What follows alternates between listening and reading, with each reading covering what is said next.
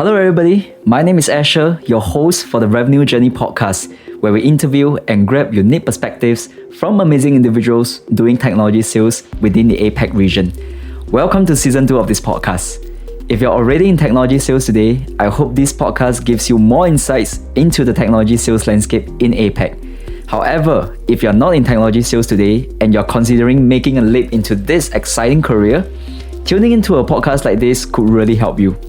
Also, if you're looking for help to get into technology sales, I also offer consultation services for individuals looking to get into technology sales. Feel free to reach out to me on LinkedIn or through the Get Higher Tech Sales website, which will be in this episode's description. So with that being said, let's get this episode started.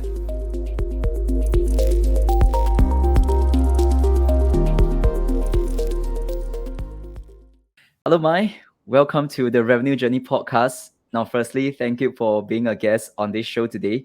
Maybe start off first by telling us how you're feeling to be on this podcast. Hello, Asher. Hi, everyone.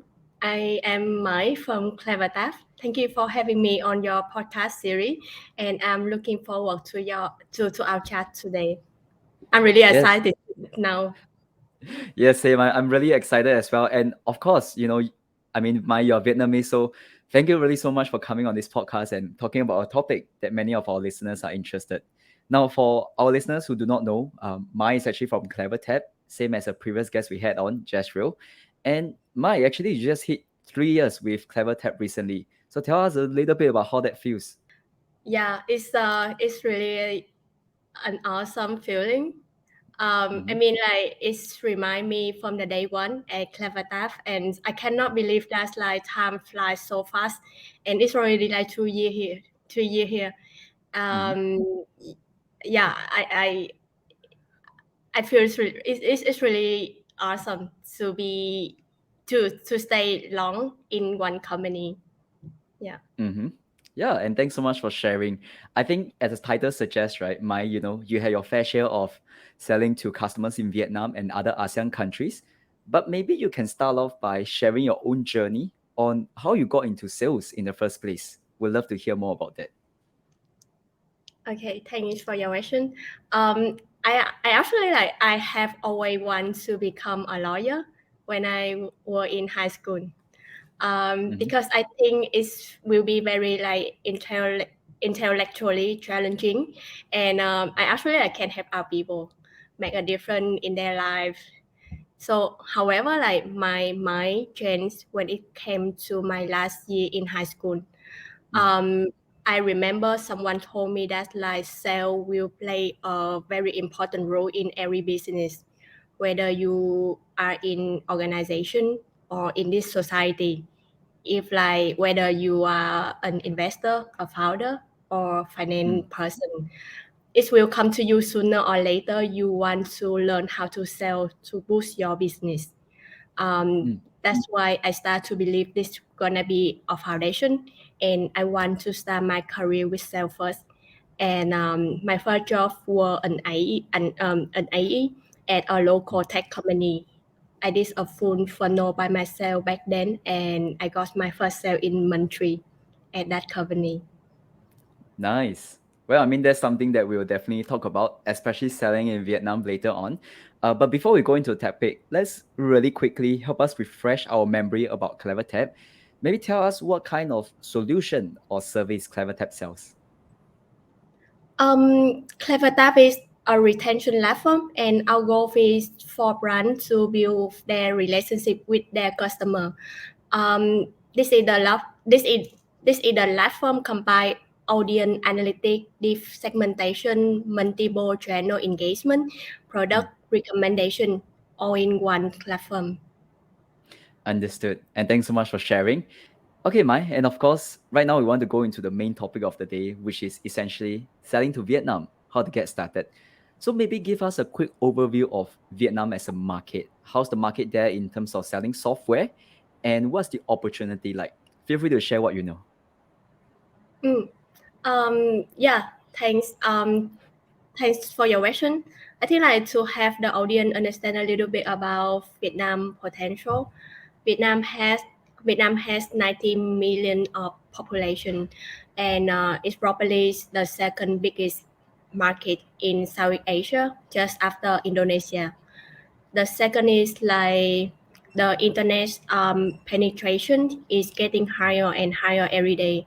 So I believe this is why Facebook and Google always invest in Vietnam as a key market right now. Um, Mm, but Vietnam market is still a new market. They are willing to learn and they willing to invest in the right product if like you can make them understand this is important and how potential this product can help them to live off their business. So that's why mm, like it's always require me as a salesperson in Vietnam need to be like mm, more patient through their purchase process.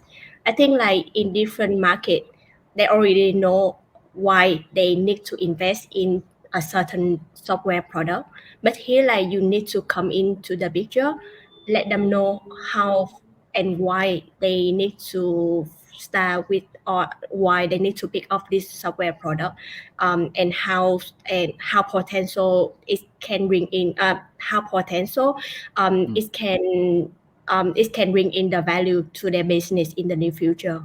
So mm, yeah, that's how you can influence to their purchase decision. mm, And also like there are a lot of many different factor affect to their buyer decision to purchase a software in Vietnam. And mm, now in the market there are a lot of company um, start thinking of about digital transformations, how mm, they can do more online business. So this is very potential for all of like the software tech company look mm. into Vietnam and start to invest in. Understood. How's the situation there like in regards to COVID-19? Are people still working from home? Are people still meeting up? How has that been, the COVID-19 situation? Everything back to normal nowadays Mm, in Vietnam. mm, So it requires in-person meeting. It requires a travel to mm. see to make the business happen. Understood. And you spoke about meeting people in real life, and that's really our understanding, right? To us, even though there's virtual selling, people are still saying that in countries like Vietnam, you still have to meet up people. Is that true, or do you feel like virtual selling is also something is that could be good there? Um, it's true, but now it's a little bit changed. I think thanks to COVID, thanks to pandemic periods, Mm, people they are willing to get the online meeting right now. Um, they it's also like build of and change their behavior a little bit. For mm, the first two call, they accept the online meeting, and of mm. course, if like you want to build up the relationship with them, you will want to see them in person. Understood. And when you need to meet them in person, do you feel like that's only for the big companies in Vietnam, or actually even SMBs and medium-sized companies also would prefer face-to-face meetings? Um, Trust is a foundation in business in Vietnam. Mm, So, I mean, if you trust. want to make the person purchase your service, even though they could be from a startup or from SMB, you you need to build trust from the buyer, and in-person meeting is really important to have nowadays. Mm. And actually, on this topic of trust, I'm very curious. Do you have to be Vietnamese to sell to someone in Vietnam, or do you see sometimes you can be a Singaporean like myself or someone of other nationality? Would they still be open to trust you? Um, no need to be a Vietnamese, I could say, but I think the language barrier could be an issue for you if, like, as a foreigner, you enter to Vietnam and try to sell people your product. Understood. And let's talk about then localization, right? So you mentioned language is a barrier, and I'm sure all our listeners who sell into Vietnam or is thinking of selling to Vietnam will feel that way. But let's say today I'm a Singaporean. I want to sell into Vietnam. what's the best way to start? Do I work with a partner? Do I go and learn Vietnamese? Or how can I actually get started to even try to get a business there? Or when should I decide when I should go into Vietnam? Um, this is really interesting. Yeah, I definitely I believe localization is really important here in Vietnam. Mm-hmm. I mean, if like so, that's why local support team is could be a foundation for you when you try to enter to Vietnam. But I think it's like not every company they are willing to put the local support in the first place. So this is something like you can try to build of the general partner in Vietnam. Um, they already have some relationship in play. You can actually like sell the product through those reseller partner. And that's really interesting. But let's say today, again, I'm a US company coming here and I want to start to go into Vietnam. Of course, the best way is to hire someone like you, right? Someone who speaks Vietnamese, someone who knows the market. But what if today I don't have the resources and I want to work with a partner? How do I go to that partner? Where do I find them? And firstly, where do I find them? Secondly, what do I need to give them such that they will be willing to help me sell my product in Vietnam?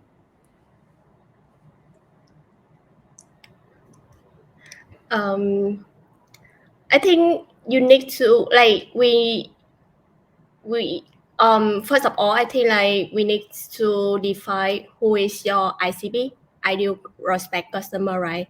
And then from there like you can define who is who is and and we need to understand like um which agency are selling different service to those company. And that's how we can mapping out all of the agency. And we need to like devise different segmentation segment of customer ideal as well. No, Mm, customer profile as well. Um, mm, which company work with like government account or which company work with SMB and small startup. So when you clear about that part, you can define who gonna be your potential or potential partner, and that's how you can start the conversation with them and yeah mm. and how like and get them to be your partner. And of course, I think the reason why we brought you on this podcast is because you are essentially a country manager for CleverTap in Vietnam. So we would really love to understand your initial journey. How did you get started talking to the first few customers? Tell us more about that. Um, it was very challenging from the beginning. Uh, when uh, when I just start with CleverTap, it's also like when the COVID hit. So basically, like back then, we just like we just stay at home, and everything is like really difficult. I remember that like when I get the first demo call with someone, um, Mm, I just have one thing in mind that's like I need to close this sale, mm, and I convince my boss. Um, I convince the company allow me to come to um yeah like but that prospect actually based in different city, and mm. I convince my company allow me to travel to see that client in person, and that's how eventually I can close the first sale in Vietnam, and that's how we can get the first reference in Vietnam. Amazing. And of course, you had to travel to gain the trust. But did that first customer have any questions about support, language support, things like that? I would love to understand what challenges did you have with that first customer?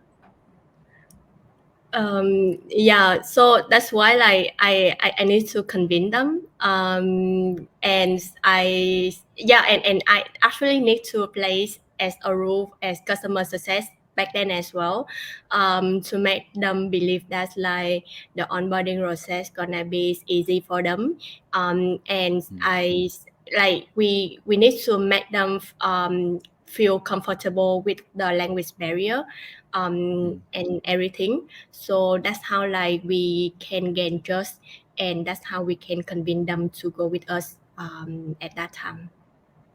And what about pricing? Did you have to give them a good discount to get started? The interesting is like we actually like make a very good discount. However, compared with another pricing they got from our competitor, um, that's still very higher than the other one they have. Um, but the CEO actually let me know that like no, after the CEO started the DocuSign, and he just WhatsApp me and say that like, hey Mike, we are willing to pay 3 times with Wow. with your competitor offer me, but I believe in CleverTap and in you, so that's why like we decide to go with you guys. So yeah, Wow. so yeah, that's how I can guess the first sale. Amazing. I'm really, really impressed by that, Mai. But I'm really curious. How did you convince your boss to give a big discount? How did that conversation with your boss go? How did you tell him that this is very important? We need to give this discount. We need to do this. We need to fly there to meet the customer. Tell me, how did the discussion go? Um, for Vietnam market, it's very important that like you need to have customer reference. In every conversation, they will ask you like, who is your client in Vietnam? Um, do you have any client in this industry in this industry specifically? So that's why like you need to have the first. That's why it's very important. You need to get the first client. Mm, And when we send that like the client, they really like CleverTap. Pricing is just another like just the last piece we need to compromise a little bit to get them on board with us. So that's why like we decide to give mm. them a good discount. Understood. And what about in terms of pricing? What about currency?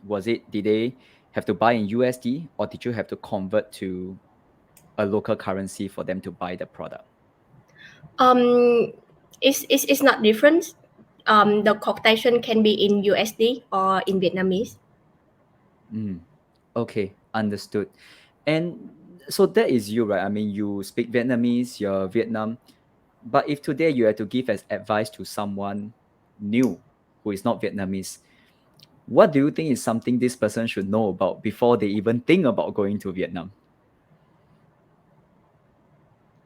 Um, I think first, like you need to analyze how potential Vietnam could be as a market for your product, and from there you can decide like if you want to if you want to build up a local team here, or you want Mm, just like do through the channel through the partner, build up the partner network here. So it's really depend how you want to do it with this market.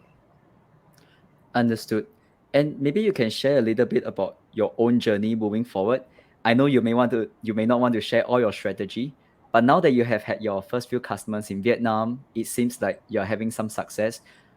What are you thinking about moving forward in order to gain more success there?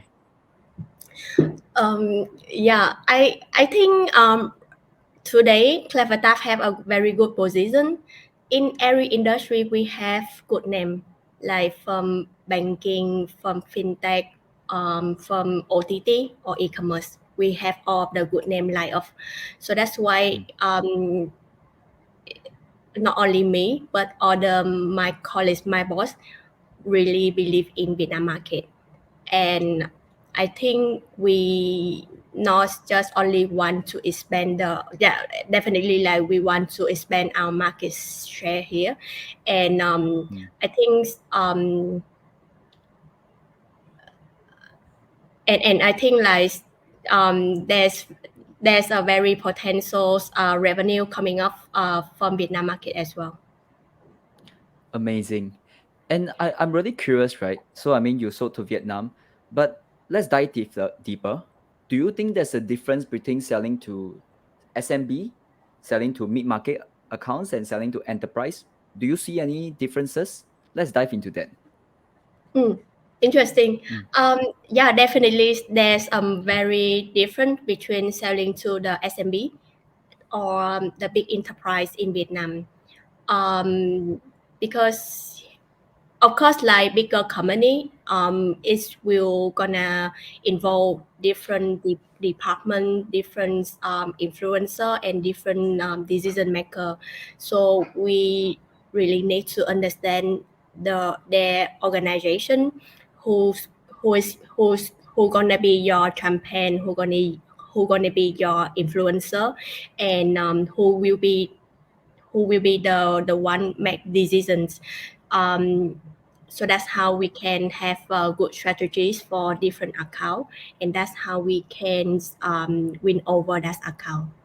And of course, if I can dive a little bit deeper, right? Because CleverTap is a US company, and when you first started going to the market, it was only you. There was no customer support, no local language. How did you compete with the local vendors? Local vendors who have people who can speak Vietnamese, their product is in Vietnamese. Tell me more about that. Okay, this is quite interesting part. Because Vietnam still a new market, and this product is really new to the people here. So that's why the local people and the communities they willing to learn from developed country like US.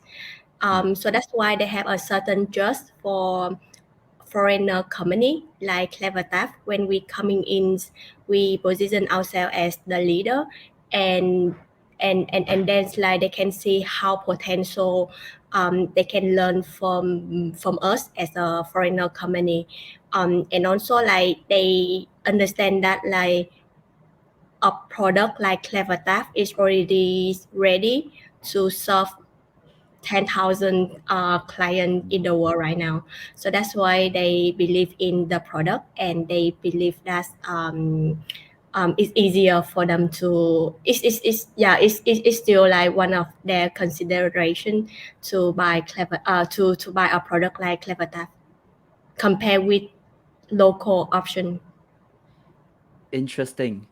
And I think I'm really surprised by because prior to this podcast, I kept thinking that before you go into a country like Vietnam, you must have your support there, your language, you must have Vietnamese as your language. I kept thinking you need to have a lot of things ready. But just you coming on this podcast, it really seems like all you need is someone like you who's ready to be flexible, go into it. And it seems like it's still possible to go into Vietnam at a very early stage as long as the market is ready. So maybe tell me more about the challenges then. Of course, you mentioned about it. What is really a big challenge that you are still facing today when you go into the Vietnam market? Um, okay, so the challenging today is like again, Vietnam is still very new. People don't really understand they don't really understand, or they don't really know how they can apply this product into their business. Mm, Um, and also like this is about the mindset as well. So most of the boss in organization, they are quite afraid to change. Like they are not so sure about how it's gonna impact into their business. mm, They of course they know that like might be their result right now might not really ready for a product like us. So there are lots of challenges right now, um, from the mindset, from the readiness, and from the local resource as well. So mm. yeah, that's all the challenge. I need to like mapping out and see how we can have them to feel more comfortable to go with us. Understood. So that is more about people and their mindset, right? But are there anything about laws? So, for example, CleverTap, you have to deal with customer data. Are there laws that says that, well, if you want to use a US product, there must be a data center in Vietnam and all? What about the law there? Are there any restrictions that people should be aware of? This is a really interesting question. So this is really depends where you are from the industry. So for example, if like you are from a banking or government account, there are a lot of like com, compliance you need to get aligned with government guidelines. Like there are a lot of sensitive information. You are not allowed to boss. You're not allowed to upload to cloud service, for example. And we really need to understand how it's gonna be, and that's how we can come up with the good solution for them. So that's why like local support is really important. We understand the law, we understand their business, and that's how we can come up with the right solution to solve them. Right. Understood. So let's go back to your journey, right? Because as you say in the beginning, you did everything. Help me understand every day. How was your travel schedule like? Did you always have to find yourself traveling between Singapore and Vietnam? Did you stay in Vietnam most of the time? How many hours did you sleep? Like, I really want to know in the beginning how was that whole journey personally for you? Because I'm sure it's hard, but I want to know how you felt during that period.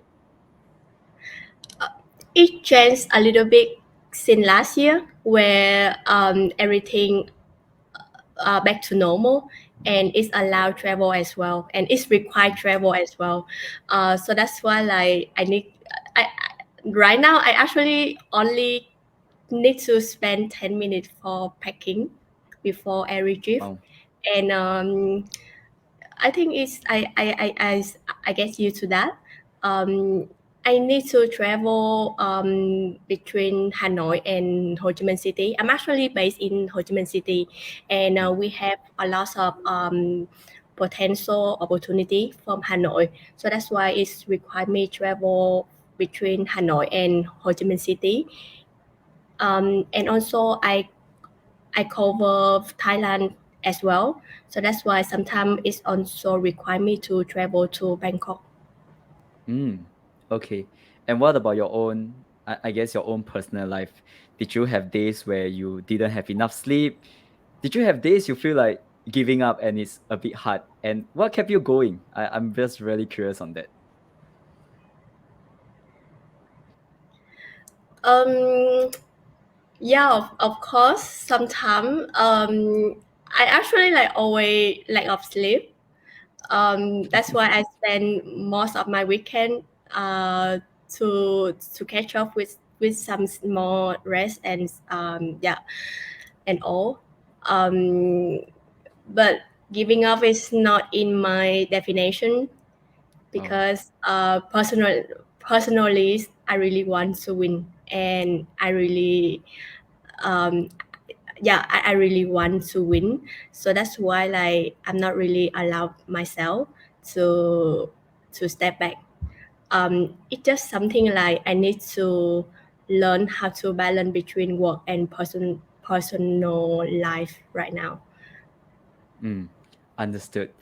And I'm really curious, before I ask you the last question or get you to share your last advice for people who want to expand into Vietnam, I'm just curious, do you think it will be possible for someone else to do the same thing as you did today if the person is not Vietnamese? Let's say today, yeah, is that possible? Or do you think at the end of the day, it still requires someone who can speak Vietnamese, to launch the market there?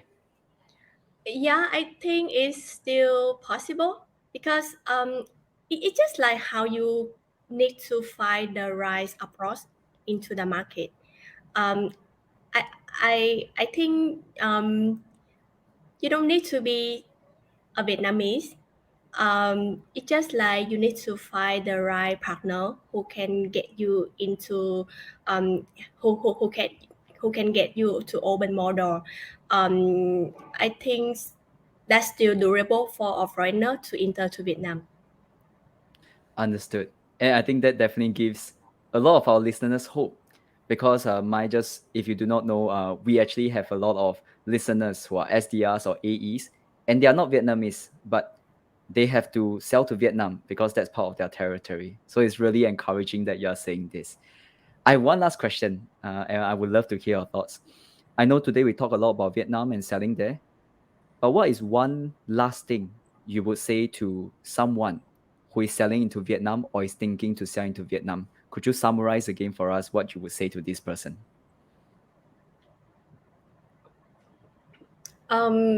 I think one thing I would just want to say is like you need to be patient and persistency for this market and for your product. Because it always requires a long process to make someone to trust you, to believe in you and decide to work with you. Um, and this is very important. That's like you need to have the right product Mm. with the market. Yeah, that's I think that's the foundation. Anything else you want to add that we haven't added in? Just curious. Anything else, or actually more or less it's okay? Um, I'm just recall if we cover enough. Like we, I think the reason why I didn't dive as deep anymore, right? Because I learned something new today, my I think what you taught me today is the fact that, like I said in the podcast, right? I always thought, oh, you need to have Vietnam support ready. You need to have this ready. You need to have 100% ready before you can go into Vietnamese market. mm, But I think today you really taught me this idea of just you need to be patient. You need to be willing to be flexible for the first one. And slowly it will start to improve for there. So when you tell me that, when I learned that, I was like, that's true, because you don't have everything ready when you started. It was just you, the product, and you. Yeah, it was just a product and you and the trust you have with your customer. So yeah, yeah, I don't know. I just don't know mm, what else I could go more because I wanted to ask a lot more, but I realized that is not important because that's not what you had in the beginning. mm. I I think like a lot of people they actually require the company that like okay you need to allow me to build a full GTM team in Vietnam, and not every company willing to do that in the first place, right? Like Mm, where's the sale coming in if like and when gonna when we have the first revenue, and how we can like build a flight of sorry. oh, sorry. That's not a cat, sorry. Yeah, Yeah. like Okay. so that's why like I think like one thing is like I really patient for CleverTap from the beginning. Mm, You know, like I'm I was not just the customer success. I was the onboarding managers as well. Get on the call with the prospect, translate how they can debug and adjust the coding, and have the client on board with us. So everything like really new to me. The good thing is like I'm willing to do that. I'm willing to learn, and of course the company need to accept like need to accept me to make the mistake, yep. because we are learning, right? And always like there's a room for us to optimize and improve ourselves every day. Okay, and my just last two questions for you. So tell us or tell our listeners, what do you love about your job at the moment? Um, I think sales is always my passionate, and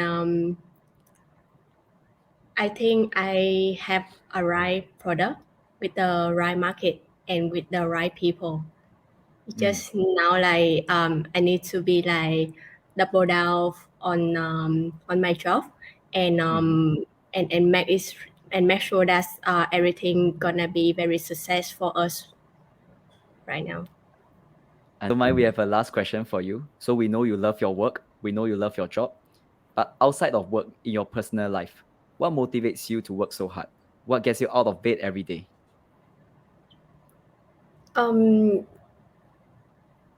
I think personally, I really like want to prove myself. That's like I can be like more outstanding in the way how I can do my job, how I manage my personal life. Um, yeah, I just want to be a better version of myself every day. That's how I motivate in every day. And if I may ask, this is a follow-up question. Is your dream to become then one day a general manager or something? Or do you have other dreams like being an entrepreneur? Or do you want to retire early? I'm just really curious. What is your personal dream? If you can do For anything in the world. for my long term plans, I want to be an entrepreneur. I want to have my own legacy. Legacy, yeah. Right. Yeah, I want to I want to have a product where I can bring in the value to the to everyone life. So Wow. yeah, I have that in mind always.